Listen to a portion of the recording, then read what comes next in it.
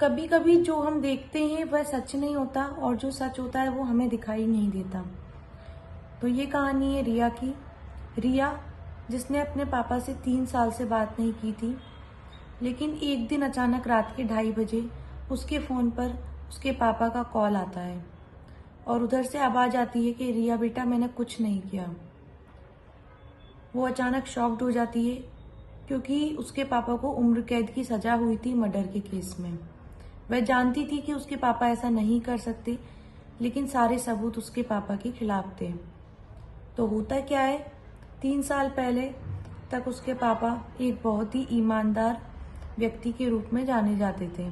उनकी परचूनी की दुकान थी और वह गरीब लोगों को फ्री में सामान दे दिया करते थे। कभी किसी से उन्होंने शिकायत नहीं की। लोग उनका बहुत सम्मान करते थे। लेकिन एक दिन अचानक उसके पापा के बिजनेस पार्टनर, जिनकी लाश उनके पापा की दुकान में मिलती है, रिया के पापा के कपड़ों पर खून लगा था, पास में चाकू था जिस पर रिया के पापा के फिंगरप्रिंट होते हैं। सारे सबूत रिया के पापा के खिलाफ थे। कोर्ट में फैसला सुनाया जाता है उम्र कैद की सज़ा, क्योंकि सभी ने पुराने छोटी मोटी चीज़ों को लेके उनके खिलाफ गवाही दे दी थी और सारे सबूत, फिंगरप्रिंट, उनका वहाँ मौजूद होना, सारी चीज़ें उनके अगेंस्ट थी। तो कोर्ट फैसला सुनाने में जरा भी देर नहीं करती और उन्हें दोषी करार दे दिया जाता है। रिया कहती रहती है कोर्ट में कि मेरे पापा बेगुनाह हैं, उन्होंने कुछ नहीं किया, वो ऐसा नहीं कर सकते, लेकिन उसकी कोई एक भी नहीं सुनता। उसके बाद में जब वह स्कूल जाती है तो स्कूल में बच्चे उससे बात नहीं करते कि ये कातिल की बेटी है, इसके पापा ने मर्डर किया है। उसके दोस्त उससे दूर हो जाते हैं, रिश्तेदार उससे बात करना बंद कर देते हैं और इन सब से रिया बहुत ज़्यादा टूट जाती है। उसके बाद वह फैसला करती है कि वह कहीं दूर जाकर बिल्कुल अनजान शहर में एक नई पहचान बनाएगी। लेकिन उसी बीच उसके पापा का कॉल आना उसको परेशान कर देता है। दूसरे दिन वह जेल पहुंचती है। वहां जाके उसे पता चलता है कि उसके पापा रात को 2 बजे खत्म हो चुके हैं, हार्ट अटैक से उनकी मौत हो चुकी है। रिया एकदम शॉक्ड हो जाती है कि अगर पापा रात को 2 बजे हार्ट अटैक से खत्म हो चुके हैं तो फिर रात के 2:30 बजे उसे किसने कॉल किया था, कौन था जो उसको कुछ बताना चाहता था।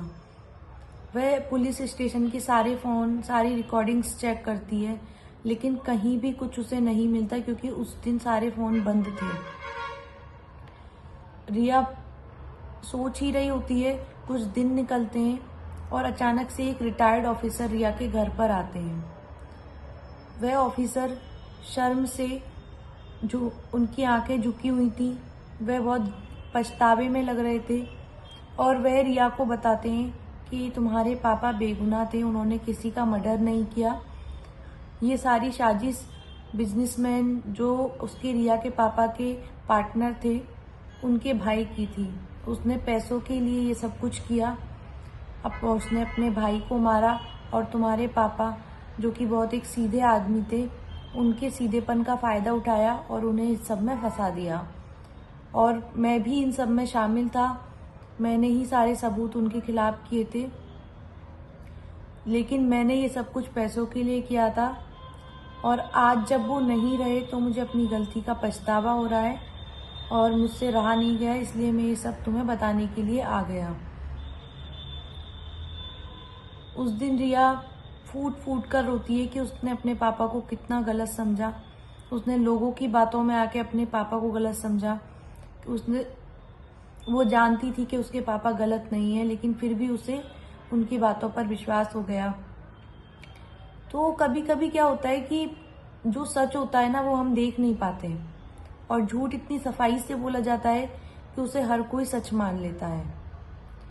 तो मॉरल ऑफ द स्टोरी ये है कि कभी भी किसी की भी बातों पर इतनी जल्दी विश्वास ना करें कि बाद में आपको पछतावा हो, क्योंकि आज के टाइम पे हर इंसान झूठ बोलता है और अपने फ़ायदे के लिए आज के जो लोग हैं वो कुछ भी कर सकते हैं, किसी भी हद तक जा सकते हैं। तो सच्चाई का पहले पता लगाएं, बाद में किसी पे इल्ज़ाम लगाएं। और जिन्हें आप जानते हैं, जो आपके करीबी हैं, एटलीस्ट उनकी तो आप बातों का विश्वास करें,